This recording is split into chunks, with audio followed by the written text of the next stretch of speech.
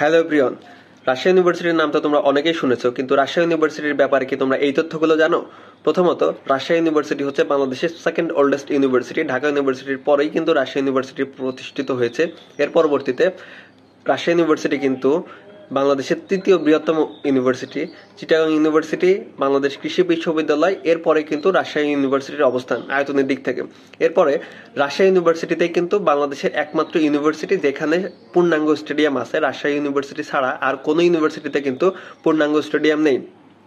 তোমরা হয়তো বা জেনে থাকবে যে রাজশাহী ইউনিভার্সিটি কিন্তু বাংলাদেশের ক্লিন সিটি, গ্রিন সিটি যেটাই বলো, রাজশাহী শহরে অবস্থিত। তার মানে বুঝতেই পারতেছো যে রাজশাহী ইউনিভার্সিটি কিন্তু বাংলাদেশের অন্যতম পরিচ্ছন্ন একটা ইউনিভার্সিটি। এবং এই ইউনিভার্সিটিতে রয়েছে সমৃদ্ধ বায়োলজিক্যাল সায়েন্সের ডিপার্টমেন্ট, একই সাথে ইঞ্জিনিয়ারিং সায়েন্সের ডিপার্টমেন্ট, ঠিক আছে, যেটা কিন্তু অনেকেরই স্বপ্ন। ঠিক আছে, এরকম ইন্টারেস্টিং তথ্য পেতে আমাদের চ্যানেলের সাথেই থাকো। ধন্যবাদ।